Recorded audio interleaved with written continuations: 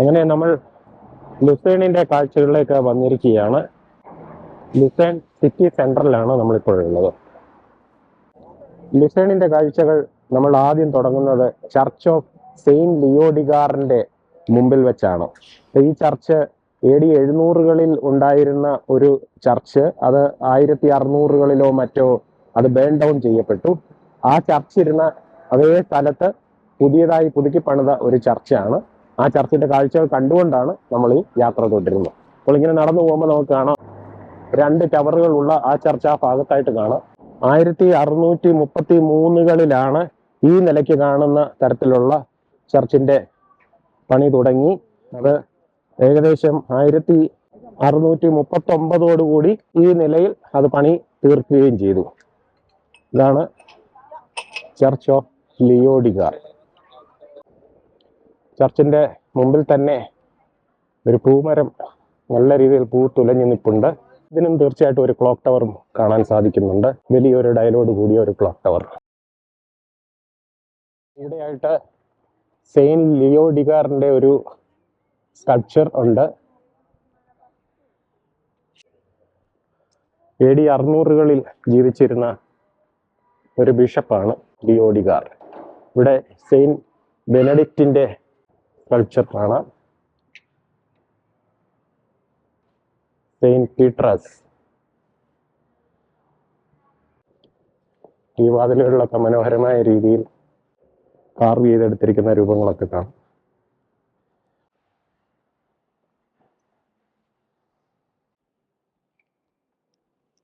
ഈ ദേവാലയത്തിന്റെ കാഴ്ചകളൊക്കെ പെട്ടെന്ന് കണ്ടു തീർത്ത് നമ്മൾ ലുസേണിന്റെ കാഴ്ചകളിലേക്ക് മടങ്ങുകയാണ്. ഇവിടെ ഓൾഡ് സ്വിസ് ഹൗസ് എന്ന പേരിലൊരു കെട്ടിടം കാണാം. വളരെ മനോഹരമായ ഒരു ബിൽഡിംഗ്. സ്വിറ്റ്സർലൻഡിലെ കെട്ടിടങ്ങളുടെ ബ്യൂട്ടി അതുപോലെ ഉൾക്കൊണ്ടുകൊണ്ട് നിർമ്മിച്ച ഒന്ന്. ഇത് തീർച്ചയായിട്ടും ഒരു ഹോട്ടലോ റെസ്റ്റോറൻറ്റോ ഒക്കെ ആകാനാണ് സാധ്യത. 1800-കളിൽ പണിത ഒരു ബിൽഡിംഗ് ആണ്. ഇവിടെ റെസ്റ്റോറൻറ്റുകൾ കാണാം. ആധുനിക രീതികളിലുള്ള ബിൽഡിങ്ങുകൾ, റെസ്റ്റോറൻറ്റുകൾ ഒരു വശത്ത്. ഇപ്പോൾ ലുസേണിലെത്തുമ്പോൾ നമുക്ക് ഈ 2 മുഖങ്ങളും വ്യക്തമാണ്. ആധുനികതയും പൗരാണികതയും ഒക്കെ ഒരുപോലെ സമന്വയിച്ച്. തീർച്ചയായും ഈവനിങ് ടൈം ആയപ്പോഴേക്കും ഒരുപാട് സഞ്ചാരികൾ ഇവിടെ എല്ലാം തിങ്ങി നിറഞ്ഞിട്ടുണ്ട്. നമ്മളങ്ങനെ നടന്ന് ലയൺ മോണുമെന്റിന്റെ അടുത്തെത്തിയിരിക്കുകയാണ്. ഫ്രഞ്ച് റവല്യൂഷന്റെ കാലഘട്ടത്തിൽ മാസക്കർ ചെയ്യപ്പെട്ട സ്വിസ് ഗാർഡുകളുടെ വീരചരമം പ്രാപിച്ച അവരുടെ ഓർമ്മയ്ക്കായി സ്ഥാപിച്ച ഒരു സ്കൾപ്ചർ, അതാണ് ലയൺ മോണുമെന്റ്. ലയൺ മോണുമെന്റിന്റെ കാഴ്ചയിലേക്കാണ് നമ്മൾ പോകുന്നത്.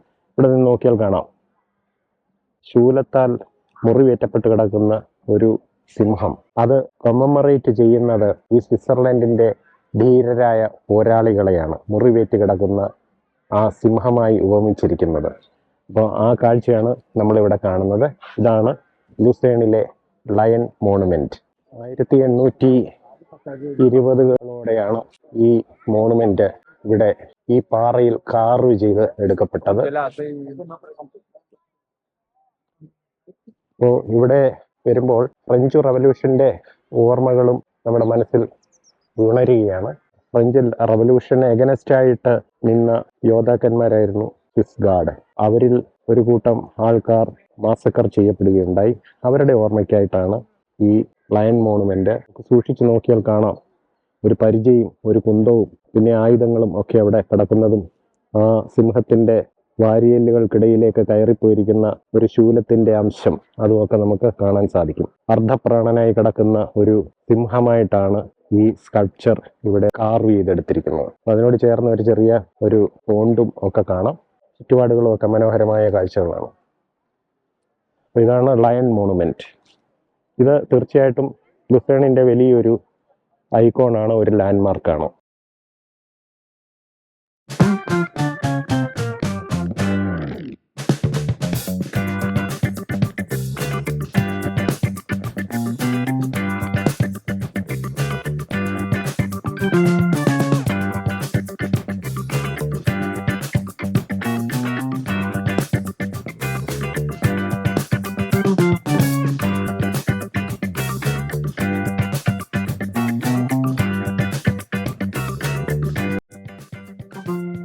അങ്ങനെ നമ്മൾ നടന്നെത്തിയിരിക്കുന്നത് ചാപ്പൽ ബ്രിഡ്ജ് എന്ന പ്രസിദ്ധമായ ബ്രിഡ്ജിന്റെ സമീപത്താണ്. കുറച്ച് ദൂരം കൂടെ അങ്ങോട്ട് നടക്കുമ്പോഴേക്ക് നമുക്ക് ചാപ്പൽ ബ്രിഡ്ജിന്റെ കാഴ്ചയിലേക്ക് എത്താം. പക്ഷെ അവിടെ ഒരു കാര്യം കാണിക്കാനുണ്ട്. അങ്ങോട്ട് നോക്കുമ്പോൾ ഉണ്ടല്ലേ, മഞ്ഞ് മൂടിക്കിടക്കുകയാണ്, എന്നാലും അവിടെ ഒരു മൗണ്ടൻ കാണാൻ പറ്റും. പീലാത്തോസ് എന്ന് കേട്ടിട്ടുണ്ടല്ലോ, ബൈബിളിലെ ഒരു കഥാപാത്രം. യേശുവിനെ വിധിക്കാനായി പീലാത്തോസിന്റെ അരികിൽ കൊണ്ടുചെന്നു എന്നാണ് പറയുന്നത്. അപ്പോൾ പീലാത്തോസിന്റെ പേരിലുള്ള ഒരു മൗണ്ടെയിൻ, ഈ മൗണ്ടെയിനിലേക്ക് എക്സ്കർഷൻസ് ഇവിടെ നിന്ന് നടത്താറുണ്ട്. അപ്പോൾ നമുക്ക് അതിനുവേണ്ടി പ്രത്യേക പാസുകളും ഒക്കെ ഉണ്ട്. യൂംഫ്രോയിൽ നമ്മൾ പോയ അതേ സിമിലർ എക്സ്പീരിയൻസ് ആണ് ഈ മൗണ്ട് പൈലറ്റിലും നമുക്കായി കാത്തിരിക്കുന്നത്. പക്ഷെ നമ്മൾ അവിടേക്ക് പോകുന്നില്ല. പകരം ഇപ്പോൾ കാണാൻ പോകുന്നത് ലുസേണിലെ ഏറ്റവും വലിയ ഐക്കോണിക് കാഴ്ചയായ ചാപ്പൽ ബ്രിഡ്ജിലേക്കാണ്. അപ്പോൾ നമ്മുടെ നടത്തം തുടരുകയാണ്. ഇവിടെ പോകുന്ന വഴിയിൽ കാണാം സ്വാനുകളൊക്കെ, സ്വാനുകളുടെ ഫോട്ടോ ഒക്കെ ഒരുപാട് ആൾക്കാർ എടുക്കുന്നു. നല്ലൊരു സ്വാനിനെ കാണാം, കണ്ടില്ലേ?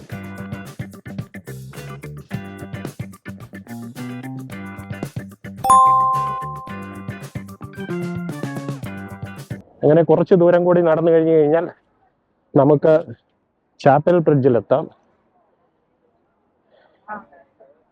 ഒരുപാട് വിസിറ്റേഴ്സ്, പാസഞ്ചേഴ്സ് ഒക്കെ ഈ കാഴ്ചകളിലേക്ക് വന്നിട്ടുണ്ട്. ശരിക്കും ലുസേൺ ഒരു തിരക്ക് പിടിച്ച ടൂറിസ്റ്റിക് പ്ലേസ് ആണ്. ഇവിടെ ഈ കാണുന്നതാണ് ലുസേൺ തടാകം. ഈ മൗണ്ടൻ റേഞ്ചിന്റെ ഒക്കെ മടിത്തട്ടിൽ ഇങ്ങനെ ലുസേൺ തടാകം കിടക്കുകയാണ് ശാന്തസുന്ദരമായി. എത്ര നല്ലൊരു കാഴ്ചയാണല്ലേ?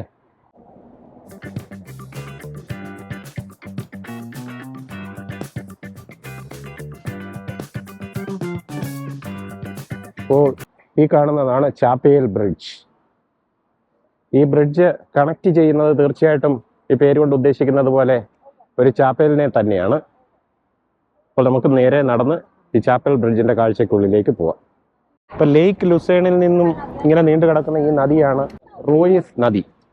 അപ്പൊ റോയിസ് നദിക്ക് കുറുകെ ഒരു വുഡൻ വോക്ക് വേ ആയിട്ടാണ് 1300കളിൽ പണിത ഒരു വുഡൻ കവേർഡ് വോക്ക് വേ ആണ് ഈ ലുസേൺ ബ്രിഡ്ജ്. ചാപ്പൽ ബ്രിഡ്ജ് എന്ന് പറയാൻ കാരണം ഇത് സെയിന്റ് പീറ്റേഴ്സ് ചർച്ച് ദേവാലയം ഇതിന്റെ മറുകരയിലുണ്ട്, അതുമായിട്ട് കണക്ട് ചെയ്യുന്നത് കൊണ്ടാണ്. അപ്പോൾ നമുക്ക് അതിന്റെ കാഴ്ചയിലേക്ക് പോകാം. ലുസേൺ ബ്രിഡ്ജ് അല്ലെങ്കിൽ ചാപ്പൽ ബ്രിഡ്ജ്. ഇതിന്റെ ഉള്ളിൽ ഒരുപാട് ഇന്റീരിയർ ഭാഗത്ത് ഒരുപാട് പെയിന്റിങ്ങുകളുണ്ട്. ആദ്യ കാലഘട്ടത്തിൽ കുറെ കാലഘട്ടം മുമ്പുള്ളതായിരുന്നു, പക്ഷെ അതിലൊക്കെ പലതും നശിച്ചു പോവുകയും അതൊക്കെ പുനരവതരിപ്പിക്കുകയും ചെയ്തിട്ടുണ്ട്. നമുക്ക് ഈ കാഴ്ചകളിലേക്ക് പോവാം.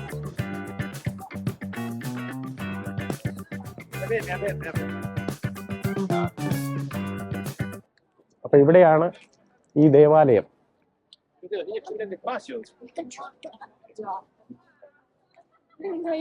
നമുക്ക് ഈ ചാപ്പൽ ബ്രിഡ്ജിന്റെ കാഴ്ചകൾ പൂർത്തിയാക്കിയതിനു ശേഷം ഈ ഭാഗത്തേക്ക് മടങ്ങി വരാം. വലിയ തിരക്കാണ്. ലുസേൺ തീർച്ചയായിട്ടും അറിയപ്പെടുന്നത് ഈ ചാപ്പൽ ബ്രിഡ്ജ് കാരണമാണെന്ന് പറയാം. ഏറ്റവും വലിയൊരു ലാൻഡ്മാർക്കാണിത്. ഇവിടെ നമ്മൾ കാണുന്ന ഒരുപാട് പെയിന്റിങ്സുകൾ, ഇതൊക്കെ വളരെ പഴയ പെയിന്റിങ്ങുകളാണ്. പക്ഷെ അതൊക്കെ ഇന്ന് ഏകദേശം കാലഹരണപ്പെട്ടുപോയി എന്ന് വേണമെങ്കിൽ പറയാം. ഇതെല്ലാം ഓരോ സംഭവങ്ങളെ ആസ്പദമാക്കിയാണ് ഈ പെയിന്റിങ്ങുകളൊക്കെ അവതരിപ്പിച്ചിരിക്കുന്നത്. ഈ ഭാഗത്തൊക്കെ ഒരുപാട് പെയിന്റിങ്ങുകൾ ഉണ്ടായിരുന്നു, പക്ഷെ അതൊക്കെ കാലഹരണപ്പെട്ടു പോയിരിക്കുകയാണ്. കാരണം ഒരു കാലഘട്ടത്തിൽ ഈ ചാപ്പൽ ബ്രിഡ്ജിന്റെ ഒരു ഭാഗം പൂർണ്ണമായും അഗ്നിക്കിരയായി നശിച്ചു പോയിരുന്നു എന്നുള്ളതാണ്. സമ്മർ ടൈമില്, സ്പ്രിംഗ് ടൈമില് ഒക്കെ ഇതിന്റെ ഈ വശങ്ങളിലെല്ലാം പൂച്ചെടികൾ കൊണ്ട് നിരത്തി അലങ്കരിക്കാറുണ്ട്. പക്ഷെ ഇതിപ്പോ വിന്റർ കഴിഞ്ഞു വരുന്ന സമയമായതുകൊണ്ട് നമുക്ക് ഇവിടെ അത് കാണാൻ സാധിക്കുന്നില്ല. കണ്ടില്ലേ, ഇവിടെ മുതൽ വീണ്ടും ആ പെയിന്റിങ്ങുകൾ നമുക്ക് കാണാം. ലോകത്തിന്റെ നാനാഭാഗത്തു നിന്നുമുള്ള സഞ്ചാരികൾ സ്വിറ്റ്സർലൻഡിൽ വന്നാൽ ചാപ്പൽ ബ്രിഡ്ജ് കാണാതെ ആരും മടങ്ങിപ്പോകാറില്ലെന്നുള്ളതാണ് വാസ്തവം.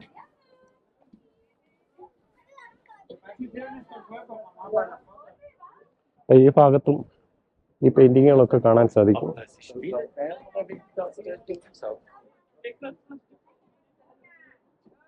വളരെ പഴക്കമുള്ള പെയിന്റിങ്ങുകളാണ് ഇവയൊക്കെ. നടന്ന് ഈ ഭാഗത്തെത്തുമ്പോൾ നമുക്ക് ആ വാട്ടർ ടവർ വളരെ വ്യക്തമായി കാണാം. അപ്പോൾ ഈ വാട്ടർ ടവർ യഥാർത്ഥത്തിൽ ഈ ബ്രിഡ്ജ് വരുന്നതിലും മുമ്പ് നിർമ്മിക്കപ്പെട്ടതാണ്. പ്രിസൺ ആവശ്യത്തിനും അതുപോലെയുള്ള മറ്റ് കാര്യങ്ങൾക്കൊക്കെയായി ഉപയോഗിച്ചിരുന്നു. ഒരു ടോർച്ചർ സെന്ററും ഒക്കെ ആയിരുന്നു എന്നാണ് ഇതിനെപ്പറ്റി വായിച്ചിട്ടുള്ളത്. അപ്പോൾ ഇവിടെ നിന്നിറങ്ങി നമുക്ക് ഈ ഭാഗത്തേക്ക് നടക്കാം. പൂമരങ്ങളാൽ അലങ്കൃതമാണ് ഈ തെരുവോരം മുഴുവൻ. ഇവയൊക്കെ മുട്ടിട്ട് നിൽക്കുന്നത് മാത്രമേ ഉള്ളൂ. ഇപ്പോൾ വെറും ചുരുക്കം ചില ആഴ്ചകൾക്കുള്ളിൽ ഇലയില്ലാതെ പൂക്കൾ കൊണ്ട് നിറഞ്ഞിരിക്കുന്ന ഒരു മനോഹരമായ കാഴ്ചയായിരിക്കും ഇവിടെ നമുക്ക് കാണാൻ സാധിക്കുന്നു. അതുപോലെ ചാപ്പൽ ബ്രിഡ്ജിൻ്റെ ഇവിടെ നിന്നുള്ള വ്യൂ ഇനി സ്പ്രിംഗ് ഒക്കെ ആകുമ്പോഴേക്ക് പൂക്കൾ കൊണ്ട് നിറഞ്ഞ് മനോഹരമായിരിക്കും.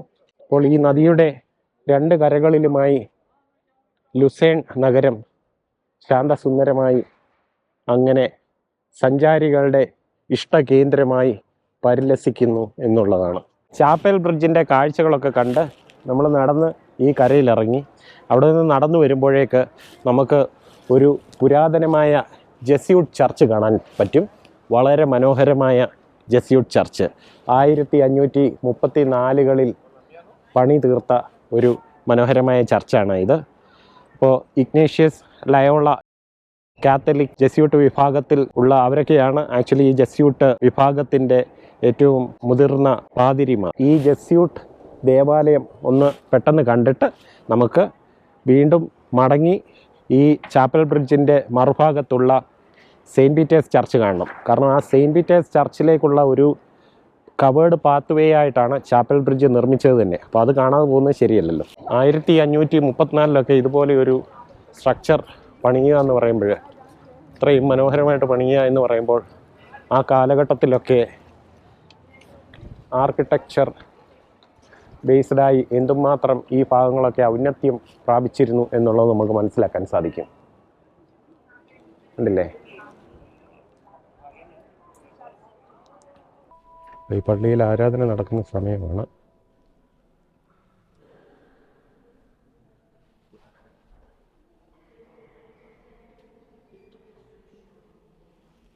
ഇപ്പോൾ നമ്മളുള്ളത് മറ്റൊരു ചെറു പാലത്തിലാണ്. ഈ ചാപ്പൽ ബ്രിഡ്ജിൻ്റെ ഈ കവേർഡ് വുഡൻ ബ്രിഡ്ജിൻ്റെ കാഴ്ചകൾ പരിപൂർണമായി ആസ്വദിക്കത്തക്ക തരത്തിൽ ഇവിടെ വരുന്ന ടൂറിസ്റ്റുകൾക്ക് ഒക്കെ ഇവിടെ നിന്ന് ഫോട്ടോയും സെൽഫിയും ഒക്കെ എടുക്കാൻ തക്കവണ്ണമാണ് ഇങ്ങനെ ഒരു കൊച്ചു ബ്രിഡ്ജ് ഇതിന് പാരലലായി നിർമ്മിച്ചിരിക്കുന്നത്. അപ്പോൾ നമ്മൾ ചാപ്പൽ ബ്രിഡ്ജ് കയറി ഈ ഭാഗത്തെത്തി. എന്തുകൊണ്ട് ഈ ബ്രിഡ്ജിനെ ചാപ്പൽ ബ്രിഡ്ജ് എന്ന് വിളിക്കുന്നു എന്നതിന് കാരണമായ ചാപ്പലിൻ്റെ മുമ്പിലാണ് വന്നെത്തിയിരിക്കുന്നത്. Saint Peter's chapel. 12ാം നൂറ്റാണ്ടിലോ മറ്റോ ഇവിടെ ഒരു പുരാതനമായ ചർച്ച് നിലനിന്നിരുന്നു. ആ ചർച്ചിൻ്റെ ശേഷിപ്പുകളിലാണ് 18ാം നൂറ്റാണ്ടിൽ ഇന്നിരിക്കുന്ന ഈ നിലയിൽ ഈ ചാപ്പൽ പണിതുയർത്തിയിരിക്കുന്നത്.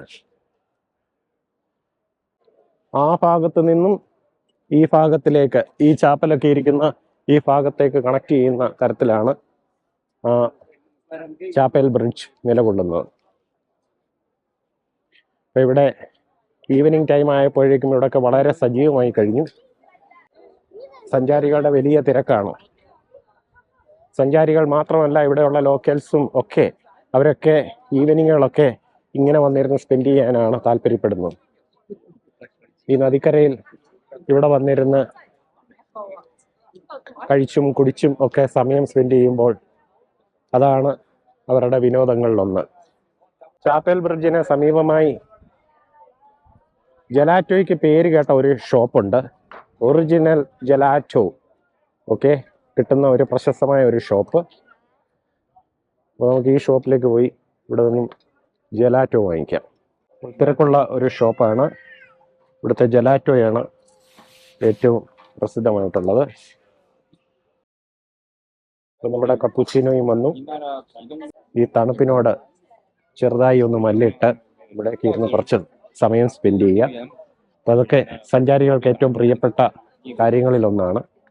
അപ്പോൾ ചിയേഴ്സ്. നല്ലൊരു കോഫി, ഒരു കാപ്പുച്ചിനോ.